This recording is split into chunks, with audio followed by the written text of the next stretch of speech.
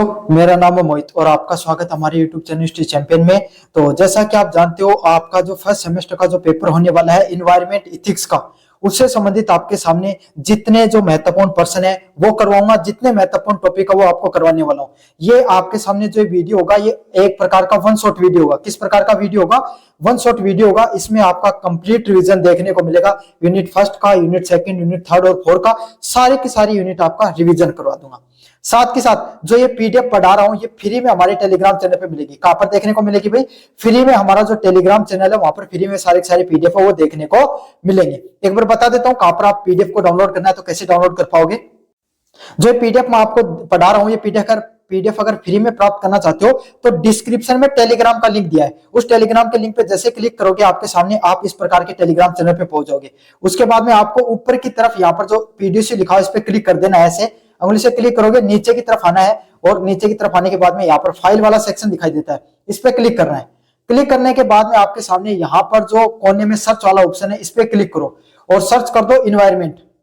क्या? Environment search कर दो। आपके सामने ये वाली स्पेलिंग आपको सर्च करनी है। अच्छा, एक कुछ चीजों का आपको ध्यान रखना। काफी बच्चे कहते हैं सर मैं पीडीएफ नहीं मिली, इसलिए नहीं मिलती क्योंकि इन्वायरमेंट की स्पेलिंग है उसमें सारे के सारे स्मॉल लेटर हैं। कैसे small letter? Same to same spelling search करनी है, स्क्रीनशॉट ले लो।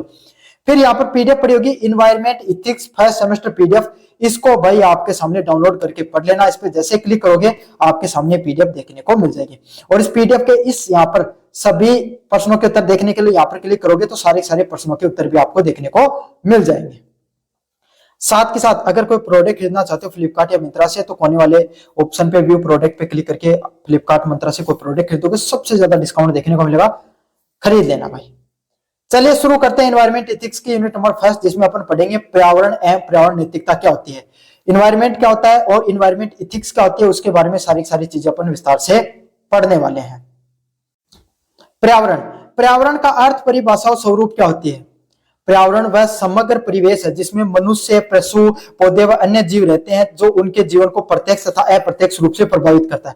पर्यावरण क्या होता है भाई आपके सामने? पर्यावरण वो चीज होती है जहां पर आपके सामने पशु, पौधे और अन्य जीव, सारे के सारे जीव जंतु आपके सामने जिस परिवेश में रहते हैं उसको किसके नाम से जाना जाता है भाई? आपके सामने पर्यावरण के नाम से जाना जाता है। समझ में आ गया? तो जहां पर आपके सामने पशु, पक्षी, जीव जंतु, जैविक व अजैविक चीजें रहती हैं उसको पर्यावरण के नाम से जानते हैं। पर्यावरण केवल प्राकृतिक तत्वों तक सीमित नहीं है बल्कि सामाजिक व सांस्कृतिक तत्वों में भी होता है। पर्यावरण में एक घटक ये नहीं है कि आपको सिर्फ प्राकृतिक तत्वों की बात की जाए। किसके तत्वों की? सिर्फ प्रकृति से जुड़े हुए तत्वों की बात नहीं की जाती है बल्कि इसमें सामाजिक व सांस्कृतिक तत्व भी जुड़े होते हैं।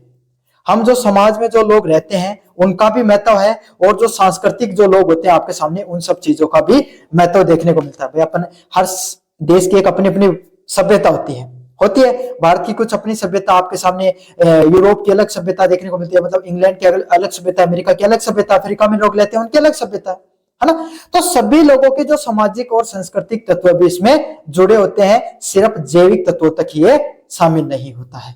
समझ में आ गया?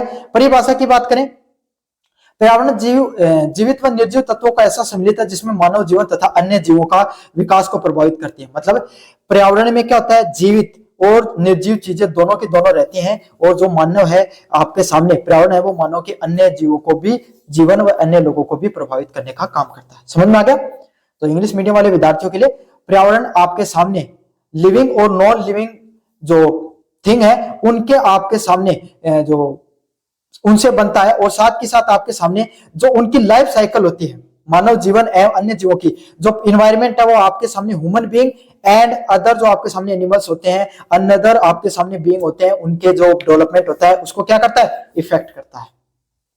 चलिए हिंदी और इंग्लिश मीडियम दोनों के लिए पढ़ा दूंगा आपको इसी क्लास में। पर्यावरण का स्वरूप, इन्वायरमेंट का आपके सामने किस तरीके से जो इंपॉर्टेंट घटक पाए जाते हैं आपके सामने उसके बारे में अपन पढ़ेंगे। क्या स्वरूप होता है इन्वायरमेंट का? पहले घटक होते हैं जैविक तत्व। जैविक तत्व क्या होते हैं? मनुष्य, पशु, पौधे और सूक्ष्म जीव आपके सामने किसका हिस्सा होते हैं भाई? पर्यावरण का हिस्सा होते हैं। जैविक का नाम होता है बायोटिक कंपोनेंट। इन्वायरमेंट के कितने कंपोनेंट होते हैं भाई? आपके सामने 3 कंपोनेंट देखने को मिलते हैं। पहला होता है बायोटिक कंपोनेंट। बायोटिक कंपोनेंट या जैविक तत्व में किसमें आते हैं? नाम से समझो, जैविक तत्व है, जीव जंतु, पशु, पौधे और सूक्ष्म जीव है वो आपके जैविक तत्वों में आते हैं। ये पारिस्थितिक तंत्र में सक्रिय भाग लेते हैं। आपके सामने जितने भी जैविक तत्व होते हैं सारा का सारा आपके सामने जो पारिस्थितिक तंत्र होता है उस पर इफेक्टिवली काम करते हैं। अगला है अजैविक तत्व। अजैविक तत्व कौन से होते हैं? एबायोटिक कंपोनेंट कौन से होते हैं? जल, वायु, मिट्टी, तापमान और प्रकाश से मिलकर बने होते हैं। जितने भी निर्जीव चीजें होती हैं, जितने भी आपके सामने जो निर्जीव चीजें होती हैं आपके सामने, वो कौन से कंपोनेंट होते हैं भाई? अजैविक तत्वों में शामिल होते हैं। किसमें शामिल होते हैं? अजैविक तत्वों में शामिल होते हैं। जैसे कि जल है, वायु है, मिट्टी है, प्रकाश और आपके सामने तापमान है। इनके बिना अपना जीवन संभव नहीं हो पाता है। जल के बिना जीवन संभव नहीं है, वायु के बिना भी जीवन संभव नहीं है, मिट्टी नहीं होगी तो कहां पर रहोगे? आपके सामने आप कहोगे पानी में रह जाओगे, लेकिन जल भी नहीं होगा तो कैसे रहोगे, है ना? तापमान है, अगर तापमान 100 डिग्री होगा नहीं रह सकते अपन। तो ये जितने भी जो अजैविक तत्व हैं ये सारे के सारे जैविक तत्वों के जीवन को संभव बनाते हैं। अगले वाला है फिजिकल कंपोनेंट। अगले वाले कौन से तत्व होते हैं भाई? आपके सामने जो भौतिक तत्व है वो देखने को मिलते हैं। फिजिकल कंपोनेंट जिसके अंदर पर्वत, माउंटेन्स, नदियां, रिवर्स और आपके सामने जो समुद्र होते हैं, ओशियंस, और आपके सामने जो भूमि है, आपके सामने जो सोइल है, क्रस्ट है, वो आपके सामने सारे सारे फिजिकल कंपोनेंट होते हैं। समझ में आ गया? पर्वत, नदियां, भूमि और आपके सामने समुद्र, सबके सब कौन से कंपोनेंट है भाई? Physical component. अगला है सोशल कंपोनेंट। सोशल कंपोनेंट कौन से होते हैं? जिसमें समाज, आपके सामने संस्कृति, परंपराएं, आर्थिक गतिविधियां आती हैं। इकोनॉमिक कंपोनेंट आते हैं, सोशल है ना, कल्चरल, और आपके सामने जितने भी जो परंपराएं होती हैं। देखो समाज से जुड़ी हुई जितनी भी चीजें होती है ना, जैसे हमारा समाज हो गया, समाज में अलग अलग समाज का अलग अलग महत्व होता है। आप अपने गांव से 4 गांव अलग चले जाओगे, वहां की अलग परंपराएं हैं। अलग राज्य की छोड़िए, 10 गांव दूर चले जाओगे, उनकी अलग परंपराएं हैं। तो संस्कृति अलग अलग है। भारत की कुछ और संस्कृति है, और कोई राज्य की और कोई देश की अलग संस्कृति है। भारत के राज्यों में भी संस्कृति में विविधता देखने को मिलती है। तो ये सब चीजें क्या होती हैं भाई? सांस्कृतिक तत्वों में जाना जाता है इनको। समझ में आ गया? पर्यावरण का महत्व, इंपोर्टेंस ऑफ एनवायरमेंट। क्या इंपोर्टेंस होता है एनवायरमेंट का? पर्यावरण का महत्व मानव जीवन के प्रत्येक पक्ष से जुड़ा हुआ है। जो इन्वायरमेंट है उसका इंपोर्टेंस है वो ह्यूमन लाइफ के एवरी जो हर एक एक कंपोनेंट से आपके सामने जुड़ा होता है। कैसे जुड़ा होता है इसके बारे में अपन देखेंगे। जीवन की निरंतरता के लिए, कंटिन्यूटी ऑफ लाइफ, क्या होती है जीवन की निरंतरता? जीवन है, आपको पता भाई, एक बात बताओ, अगर एक दिन भी आपके सामने अगर पानी नहीं मिले आपको कितना त्राहिमाम फैल जाता है ना? 5-10 दिन भी पानी नहीं, पूरा मोहल्ला परेशान हो जाता ना। एक दिन सोचो ऑक्सीजन नहीं मिले, खत्म काम हो जाता ना आपके सामने। एक दिन आपको सूर्य की किरणें नहीं मिलती हैं सर्दियों के मौसम में, परेशान हो जाते हैं, त्राहिमाम मिट जाता है, होता है ना ऐसा? तो यही है, जीवन को सरल व सुगम तरीके से लगातार चलाने के लिए किसकी जरूरत है? पर्यावरण की जरूरत पड़ती है। अगला है भोजन, जल व वायु की उपलब्धता के लिए। खाना खाने के लिए, पानी, जल के लिए और वायु की उपलब्धता के लिए किसकी जरूरत पड़ती है भाई? पर्यावरण की। क्यों? पर्यावरण है तभी तो जल है, भोजन और वायु, ये सब की सब चीजें आपके सामने उपलब्ध होती हैं। अगला है प्राकृतिक संतुलन बनाए रखने के लिए। जो हमारा जो पूरा का पूरा इकोसिस्टम है, प्रकृति है, उसका संतुलन बनाए रखने के लिए, बैलेंस बनाने के लिए आपके सामने किसकी जरूरत पड़ती है भाई? आपके सामने हमें जरूरत पड़ती है जो अपना इन्वायरमेंट है आपके सामने, पर्यावरण की। प्रकृति में जो अलग अलग प्रकार के जीव जंतु रहते हैं, पेड़ पौधे रहते हैं, सब की सब लोग आपके सामने संतुलन के साथ रहे, उसको बनाए रखने के लिए किसकी जरूरत पड़ती है? इन्वायरमेंट की जरूरत पड़ती है, पर्यावरण की जरूरत पड़ती है। अगले वाला है मानव स्वास्थ्य की रक्षा। आपके सामने जो हमारा, अब एक बात देखो, दिल्ली में पर्यावरण प्रदूषण देखने को मिल रहा है, आपके सामने पर्यावरण बिगड़ा हुआ है, तो क्या देखने को मिलता है? वहां के लोगों को अलग अलग प्रकार की स्वास्थ्य से संबंधित बीमारियां देखने को मिलती हैं। देख रहे हैं, लंग से संबंधित दमा वगैरह की जो प्रॉब्लम वो देखने को मिलती है। थोड़ा सा अगर पानी में प्रॉब्लम आ जाती है, लोगों के जो आपके सामने जॉइंट्स हैं उनमें दर्द होने लग जाता है। तो इन्वायरमेंट कहीं ना कहीं हमारा ह्यूमन हेल्थ होती है, मानव स्वास्थ्य होता है, उसको भी इफेक्ट करता है, उसके लिए भी महत्वपूर्ण है। स्वच्छ पानी होगा, स्वच्छ जल होगा तो ही स्वच्छ जीवन देखने को मिलेगा। अगले वाला है आर्थिक विकास के संसाधन। आर्थिक विकास के लिए भाई एक बात बताओ, अगर पर्यावरण में प्रदूषण है, क्या कोई महत्व है क्या आपके सामने? कोई महत्व नहीं है, चाहे कैसा भी आपके सामने कितना ही पैसा कमा लो। दिल्ली में लोग बहुत पैसा कमाते हैं, लेकिन आपके समय किसका शिकार हो रखे हैं? दमा का शिकार हो रखे हैं। तो क्या कोई फायदा उस पैसे का? नहीं फायदा है। तो इन आपके सामने आर्थिक विकास भी जब होगा, जब आपके सामने मनुष्य स्वस्थ होगा, और मनुष्य स्वस्थ कब होगा? जब इन्वायरमेंट अच्छा होगा, पर्यावरण अच्छा होगा। निष्कर्ष की बात करें भाई, पर्यावरण के बिना मानव जीवन की कल्पना करना भी संभव नहीं है। समझ में आ गया आपको अच्छे से? अगले वाला पॉइंट है पर्यावरण की नैतिकता की, इन्वायरमेंट इथिक्स की अवधारणा क्या होती है उसके बारे में अपन विस्तार से देखेंगे। जितने भी जो पर्सन है वो भी साथ के साथ रिवीजन करवा रहा हूं, और जितना आपका नोट्स है इसमें सब कुछ रिवीजन हो जाएगा, सिलेबस का एक कतरा भी बाकी नहीं रहेगा। बस ये पढ़ लो आप क्लास, इससे बाहर कुछ देखने की जरूरत नहीं पड़ेगी आपको। पर्यावरण नैतिकता उस विचारधारा को कहते हैं जो ये बताती है मनुष्य को प्रकृति के साथ साथ नैतिक जिम्मेदारी व संतुलित व्यवहार करना चाहिए। मतलब पर्यावरण जो इन्वायरमेंटल एथिक्स क्या बताती है, ये हमें ये बताती है कि मनुष्य को प्रकृति के साथ साथ नैतिकता की जिम्मेदारी भी उठानी चाहिए। नैतिक जिम्मेदारी क्या होती है भाई, हमें यह सोचना चाहिए कि अगर हम है ना पेड़ों को बचाकर रखेंगे तो आने वाला जो लोग हैं, जनरेशन है, हमारी जनरेशन है, उसको स्वच्छ हवा मिलेगी। पानी, अगर आप पानी को उपयोग करते हो तो उसको बचाओ। ऐसे नहीं कि आप जो जितना यूज है भाई उतना तो यूज करो, लेकिन उसके बाद में उसको नल वगैरह को बंद कर दो ताकि एक्स्ट्रा पानी नहीं बहे। समझ में आ गया? और कोई खनिज और लवण का उपयोग करते हो तो उसको सीमित मात्रा में उपयोग करो ताकि क्या हो, आपके सामने वो इन्वायरमेंट है उसको कोई भी प्रकार का नुकसान ना पहुंचे। यह उदाहरण आपके सामने, यह उदाहरण इस चीज को स्वीकार करती है कि प्रकृति केवल मानव के उपयोग की चीज है। प्रकृति का अर्थ, नेचर का या इन्वायरमेंट का सिर्फ यही नहीं है कि वो आपके सामने मानव के लिए, सिर्फ मनुष्य के लिए बनी है। प्रकृति है वो सिर्फ मनुष्य के लिए नहीं, बल्कि आपके सामने और जीव जंतु रहते हैं, और अलग अलग प्रकार के आपके सामने इस पृथ्वी पर जो जितनी भी वस्तुएं रहती हैं उनके भी उपभोग की चीज है, सिर्फ मनुष्य के ही उपभोग की चीज नहीं है। समझ में आ गया आपको अच्छे से? पर्यावरण नैतिकता के अनुसार अगर आप इन्वायरमेंटल एथिक्स की बात करें तो आपको क्या करना चाहिए, प्रत्येक जीव को अपना नैतिक मूल्य है। मतलब हर एक जो आपके सामने जो जीव जंतु इस दुनिया में रहता है उसका एक इथिक्स होती है, उसके नैतिक मूल्य होते हैं। देखो, एक गिलहरी है, गिलहरी की गुठली भी खाती है ना। अगर मान लो एक गिलहरी अगर कोई किसी एक फल को खाती है तो उसकी गुठली नीचे गिराती है, उससे एक और पेड़ उगता है। समझ में आ गया आपके सामने? मनुष्य एकमात्र ऐसी प्रजाति है जिसको रहने के लिए घर चाहिए। जमीन मोल खरीदता आपके सामने, कभी चिड़ी नहीं खरीदेगी, आप चिड़िया नहीं खरीदेगी, कभी कोई आप पशु नहीं खरीदेगा आपके सामने, कोई किसी भी पौधे को आपके सामने जमीन खरीद कर इस दुनिया में रहने की जरूरत नहीं, सिर्फ मनुष्य को जरूरत है। पैदल चलने के लिए मनुष्य को चप्पलों की जरूरत पड़ती है, रहने के लिए घर चाहिए होते हैं, अच्छे वस्त्र चाहिए होते हैं, सिर्फ मनुष्य को इतनी चीजों की जरूरत पड़ती है। सबसे ज्यादा कार्बन फुटप्रिंट है वो मनुष्य छोड़ते हैं, बाकी जो जानवर जितना यूज करते हैं उतना उस प्रकृति को लौटा कर जाते हैं। तो आपकी नैतिकता भी यही है कि आप प्रकृति को जितना उपभोग कर रहे हो उतना उसको लौटाओ। अगले वाला, प्राकृतिक संसाधनों का असीमित दोहन अनैतिक है। मतलब जो इन्वायरमेंट होता है ना, इन्वायरमेंट में जो संसाधन होते हैं, पेट्रोलियम, डीजल, कार्बन, जो आपके सामने ऑक्सीजन हो गई है ना, पेड़ पौधे हो गए, आपके सामने हवा, पानी, जल, जितनी भी चीज है, इनका आप जो यूज कर रहे हो ना वो आपके सामने असीमित रूप से मत करो।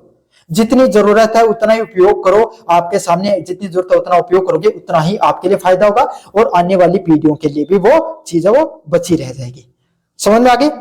वर्तमान पीढ़ी का कर्तव्य है कि वह भविष्य की पीढ़ियों के लिए अधिकारों की रक्षा करे। जो हमारी इस समय की, आज के समय की जो पीढ़ी है, हमारी जो पीढ़ी है, हमारी यही कर्तव्य है कि हम आने वाली पीढ़ियां हैं उसके लिए क्या है, उनके लिए चीजों को बचा कर रखें। समझ में आ गई? तो हमारी पीढ़ी का कर्तव्य है उस कर्तव्य को हमें पालन करना चाहिए। क्यों? अगर अब देखो, हमने अगर अपनी हवा को खराब कर दिया तो आने वाली जनरेशन क्या उस स्वस्थ वातावरण का उपभोग कर पाएंगे? कभी नहीं कर पाएंगे। तो हमें इस चीज को ध्यान में रखना चाहिए। अगले वाला पॉइंट है, वनों की धुआंधुंध कटाई आज आर्थिक लाभ दे सकती है लेकिन आने वाली पीढ़ी के लिए अन्याय है। आज आप पेड़ों की कटाई करते हो, इससे आपको हो सकता है कि लाभ हो जाए, आप पैसे भी कमा लो, आप वहां पे बड़ी बड़ी फैक्ट्रियां लगा दोगे, है ना, वहां से बहुत विकास होगा, लेकिन आने वाली पीढ़ियां हैं उस प्रदूषण को शिकार होगी, वो उन बीमारियों को शिकार होंगी, और वो आपको कोसेंगे कि उस जनरेशन ने क्या किया था, ये जो पर्यावरण है उसको तहस नहस करने का काम किया था। तो आप जीवन में जो भी ये पेपर होते हैं इनका उद्देश्य सिर्फ ये होता है कि आपको प्रकृति के प्रति जागरूक किया जा सके। आप सभी विद्यार्थी जो वीडियो देख रहे हो, सभी विद्यार्थियों से रिक्वेस्ट करूंगा, भाई आपका जन्मदिन होता है ना, जन्मदिन मनाओ, अच्छी बात है, लेकिन एक पेड़ जरूर लगाना इस बार अपने जन्मदिन पर। समझ में आ गया? ताकि पर्यावरण को भी फायदा पहुंच सके। पर्यावरण नैतिकता का महत्व, पर्यावरण नैतिकता का महत्व वर्तमान समय में और बढ़ गया है। आज के समय, बढ़ते हुए आपके समय, आधुनिकता के समय, जो पर्यावरण एथिक्स है, इन्वायरमेंटल एथिक्स है, पर्यावरण नैतिकता का महत्व आज भी और ज्यादा बढ़ा है। क्यों बढ़ा भाई? हम सभी लोगों को जो पर्यावरण है, जो पर्यावरण होता है उसमें प्राकृतिक संसाधनों का संरक्षण करना चाहिए। प्रकृति में जितने भी जो संसाधन है, इन्वायरमेंट के अंदर जितने भी आपके सामने क्या चीजें मिलती हैं, जितना भी कंपोनेंट है, जितने भी आपके सामने जो रिसोर्सेज है, इनको प्रिजर्व करना चाहिए। क्या करना चाहिए? उनको बचा कर रखना चाहिए। पेड़ पौधों को, हवा को, पानी को, हर चीज को संरक्षित करके रखना चाहिए। पर्यावरणीय संकटों से बचाव। जो पर्यावरण होता है ना, उसमें जो अलग अलग प्रकार के आपके सामने संकट आ रहे हैं, उनसे उनको बचना चाहिए, उनसे भी उनको बचाव करना चाहिए। जो पर्यावरण होता है, पर्यावरण के संकट से बचना, जैसे कि पर्यावरण प्रदूषण बच रहा है, तो हमें उसको कम करने के लिए कौन कौन से स्टेप उठाने, उनके लिए प्रति काम करना चाहिए। जैव विविधता की रक्षा, बायोडाइवर्सिटी, अलग अलग प्रकार के पेड़ पौधे पाए जाते हैं हमारी पृथ्वी पर, अलग अलग प्रकार के जीव जंतु पाए जाते हैं, हमें उन जीव जंतुओं की भी रक्षा करनी चाहिए। समझ में आ गया? तो जैव विविधता है, उसकी भी रक्षा करना हमारा काम है, समझे, उनको भी बचाना चाहिए। अगले वाला पॉइंट है प्रदूषण का नियंत्रण। पोल्यूशन होता है ना, पोल्यूशन को कंट्रोल करना भी आपके सामने बहुत ज्यादा जरूरी होता है। क्या जरूरी होता है? पोल्यूशन है, उसको भी कंट्रोल करना बहुत ज्यादा जरूरी है। क्यों? अगर आप सही से पेड़ पौधों को नहीं लगाओगे, सही से जीव जंतुओं की रक्षा नहीं करोगे, तो क्या होगा? ये प्रकृति धीरे धीरे नष्ट हो जाएगी। पर्यावरण प्रदूषण इतना चरम सीमा पर पहुंच जाएगा कि हम अच्छे से सांस भी नहीं ले पाएंगे। हर वक्त हमें अपने मुंह पर मास्क लेकर चलना पड़ेगा। समझ में आ गया? ये अपनी पृथ्वी चलती फिरती भट्टी बन जाएगी, एक गैस चैम्बर बन जाएगी। तो हमें इस चीज से बचना है। अगले वाला पॉइंट है सतत विकास को बढ़ावा, सस्टेनेबल डेवलपमेंट। किसको? सस्टेनेबल डेवलपमेंट को बढ़ावा देना चाहिए। सस्टेनेबल डेवलपमेंट क्या है? आपके पास जितनी वस्तुएं हैं, उनको इस तरीके से आप यूज करो कि आने वाली जनरेशन है वो भी उनको बचा सके। समझ में आ गया? बिना बात के आपके सामने बाइक को घुमाना, पेड़ों को काटना, इन सब चीजों से आपको बचना चाहिए। देखो, आप सभी चीजें तो जीवन में नहीं कर सकते, सब चीजें आपके हाथ में नहीं है ना, लेकिन आपके हाथ में जो चीजें वो कर सकते हो, जैसे पेड़ लगाना आप आपके हाथ में है ना, पानी यूज करते हो, आप सोचते हो कि मैं सारे घर के ऐसा करें, जरूरी नहीं है, आप खुद से शुरुआत करो। समझ में आ गया? खुद है ना सही से जब पानी को यूज करते हो तो कम से कम उपभोग करने की कोशिश करो, जितनी जरूरत है। ऐसे नहीं कि भाई एक बाल्टी से नहाते हो तो मतलब एक उससे नहाऊंगा, दो आपके सामने गिलास से नहाऊंगा, ऐसा करने की जरूरत नहीं है। आपके सामने अगर एक बाल्टी से आपको स्नान कर सकते हो तो 3 बाल्टी यूज करने की जरूरत नहीं है, एक से नहाओ, बस इतना कर लो। यही पर्यावरण की नैतिकता है। अगर आप इस पेपर को पास करोगे तो उससे ज्यादा महत्व ये चीज है कि आप इन सब चीजों को समझो। समझ में आ गया? जितने जीव जंतु आपके आसपास रहते हैं, सभी जीव जंतुओं की रक्षा करना भी आपका काम है। पर्यावरण नैतिकता के प्रमुख सिद्धांत। पर्यावरण नैतिकता के आपके सामने क्या प्रमुख सिद्धांत होते हैं? पहला है जीवन के प्रति सम्मान का सिद्धांत, और इस बार सभी अपने बर्थडे पर एक पौधा जरूर लगाएंगे। एक पौधा, कोई भी आपके सामने पौधा लगा सकते हो और उसकी देखरेख करो, 2-3 साल कर लो बस, फिर तो अपने आप बढ़ जाएगा। ये काम आप सभी को करना है। जीवन के प्रति सम्मान का सिद्धांत। पर्यावरण नैतिकता क्या होती है? भैया, जीवन सिर्फ हमारा नहीं है, उस हर जीव जंतु का ये जीवन है, प्रकृति सबकी है जो इस पृथ्वी पर मौजूद है। उस गाय, भेड़, बकरी, पक्षी, पशु, जानवर, आपके सामने पौधे, सबका जीवन है ये, हर चीज का ये जीवन है और उनका भी आपको रिस्पेक्ट करनी चाहिए। ये आपके सामने पर्यावरण के नैतिकता के 5 सिद्धांत है। पहला सिद्धांत है आपको दूसरों के जीवन की रिस्पेक्ट करनी चाहिए। दूसरा है समानता का सिद्धांत, सभी जीवों को समान रूप से महत्वपूर्ण। हम क्या मानते हैं? इस दुनिया में सिर्फ मनुष्य से बढ़कर कोई भी समझदार और सर्वोच्च कोई भी जीव नहीं है, लेकिन ये हमारी गलत सोच है। कोरोना के समय एक छोटे से आपके सामने बैक्टीरिया ने सारी की सारी दुनिया को, वायरस ने सारी की सारी दुनिया को क्या कर दिया था? आपके सामने घर में बंद कर दिया था। तो हर एक छोटे से छोटे जीव जो इस पृथ्वी पर मौजूद है, उसका कोई ना कोई महत्व है। तो हमें इस चीज को समझना भी चाहिए। सभी जीव को समान महत्वपूर्ण आपके सामने क्या देना चाहिए? समानता की भाव रखना चाहिए। सभी जीवों को समान रूप से महत्वपूर्ण समझना चाहिए। अगले वाला सिद्धांत है संरक्षण का सिद्धांत। सभी को, जितने भी जीव जंतु इस पृथ्वी पे रहते हैं, सभी को प्रिजर्व करना चाहिए। कंजर्व करना चाहिए, प्रिजर्व नहीं, कंजर्व करना चाहिए। इनके लिए सही शब्द इंग्लिश में कंजर्व होता है। मतलब कंजर्व क्या होता है? जैसे आपके सामने शेर है, चीता है, हाथी है, ये जंगली जानवर होते हैं, काफी बार मनुष्य को नुकसान भी पहुंचा देते हैं, लेकिन वो नुकसान इसीलिए पहुंचाते हैं क्योंकि हम उनके एरिया, उनके जो घर है, उनके अंदर घुस गए हैं। उन जंगलों को काटकर हमने होटल बनाए हैं, वो हमारे कभी घरों में नहीं घुसे। तो उनको प्रिजर्व करना भी है। आपके भाई कोई गाय है, आपके सामने कोई पालतू कुत्ता है, आपके सामने पालतू के घरेलू और कोई कुत्ता आपके सामने, या फिर और कोई जानवर है, हमारे आसपास नहीं लगाइए। अगर उनको क्या हो जाए, किसी भी प्रकार की चोट पहुंच जाए, अगर आप उपचार कर सकते हो तो उनका भी उपचार करो, उनको संरक्षित करो। उत्तरदायित्व का सिद्धांत, उत्तरदायित्व क्या होता है? रिस्पॉन्सिबिलिटी। हमें इस इन्वायरमेंट को, इस पर्यावरण को बचाने का आपके सामने उत्तरदायित्व लेना चाहिए। हमें यह जिम्मेदारी समझनी चाहिए कि यह हमारी जिम्मेदारी है कि हम इस पर्यावरण को संरक्षित करके रखें। समझ में आ गया आपको अच्छे से? ये पर्यावरण के नैतिकता के 5 प्रमुख सिद्धांत है। जीवन के प्रति समानता का, सम्मान का सिद्धांत, समानता का सिद्धांत, संरक्षण का सिद्धांत, उत्तरदायित्व का सिद्धांत। चारों के चारों आपके सामने इंपॉर्टेंट है, बहुत ज्यादा मोस्ट इंपॉर्टेंट है। समझ में आ गया? तो चलो बच्चों, ये थी unit number first. Unit number first मुझे उम्मीद आपको अच्छे से समझ में आई होगी। अब अपन पढ़ते हैं यूनिट नंबर सेकंड की तरफ। कौन सी की तरफ? यूनिट नंबर सेकंड की तरफ। इसमें पर्यावरणीय समस्या व प्रदूषकों के बारे में पढ़ेंगे। किसके बारे में? पर्यावरण में कौन कौन सी समस्याएं पाई जाती हैं और प्रदूषक क्या होते हैं, उसके बारे में विस्तार से पढ़ेंगे। अच्छा, इसके बारे में पढ़ेंगे। उसके अलावा एक चीज और बता देना चाहता हूं, अगर आप यूनिट नंबर सेकंड का स्पेशल वीडियो देखना चाहते हो तो सबसे पहले भाई सभी बच्चे चैनल को सब्सक्राइब कर दो। मात्र 700 सब्सक्राइबरों की कमी है। 700 सब्सक्राइबर और बढ़ जाएंगे तो अपने कितने सब्सक्राइबर हो जाएंगे भाई? 20,000 सब्सक्राइबर है वो पूरे के पूरे हो जाएंगे। कितने हो जाएंगे? 20,000 सब्सक्राइबर है वो आपके सामने पूरे के पूरे हो जाएंगे। तो मात्र 700 बच्चों को सब्सक्राइब करना है। जो जो एक वीडियो देख रहा है सबके सब बच्चे सब्सक्राइब कर दो, अपने 20,000 सब्सक्राइबर पूरे होने वाले हैं। आप सब इस फैमिली का हिस्सा बन जाओगे आप भी। और आपको देखो, चलो नहीं करो आपकी बात है, लेकिन आपके फायदे की चीज ये है कि अब मैं जो वीडियो डालता हूं ना उसका नोटिफिकेशन आपको मिल जाएगा, फ्री में नोट्स आपको मिल जाएंगे। समझ में आ गया? साथ के साथ डिस्क्रिप्शन में मैंने बाकायदा टेलीग्राम का लिंक दिया है। किसका लिंक दिया है? टेलीग्राम का लिंक दिया है। उस टेलीग्राम के लिंक पे जैसे आप क्लिक करोगे आप हमारे टेलीग्राम चैनल पे पहुंच जाओगे और वहां से जाकर आप फ्री में नोट्स वाली पीडीएफ पढ़ सकते हो। आपको वहां पे नोट्स पढ़ोगे तो ये जो नोट पढ़ा रहा हूं फ्री में आपको वहीं पर देखने को मिल जाएंगे। और कोने में आपके सामने व्यू प्रोडक्ट वाला ऑप्शन है, यहाँ पे फ्लिपकार्ट मिंत्रा से कोई प्रोडक्ट खरीदोगे सबसे ज्यादा डिस्काउंट आपको देखने को मिलेगा। तो खरीद लेना भाई, यहाँ से कोई प्रोडक्ट खरीदो तो फ्लिपकार्ट मिंत्रा से। चलिए यूनिट नंबर सेकंड को शुरू करते हैं। पहला है पर्यावरणीय समस्याओं का अर्थ। पर्यावरण में कौन कौन सी समस्याएं पाई जाती हैं उसके बारे में देखेंगे। वे समस्याएं जो मानव की गतिविधियों के कारण उत्पन्न होती है। पर्यावरण में समस्याएं क्या होती हैं? जो मनुष्य के द्वारा जो अलग अलग प्रकार की गतिविधियां की जाती है उसके कारण जो समस्याएं पैदा होती है उसको पर्यावरणीय समस्याओं के नाम से जाना जाता है। पर्यावरण की गुणवत्ता को प्रभावित करती है और इससे क्या होता है, जो हमारी इन्वायरमेंट है उसकी क्वालिटी धीरे धीरे डिक्रीज होती चली जाती है, धीरे धीरे कम होती चली जाती है।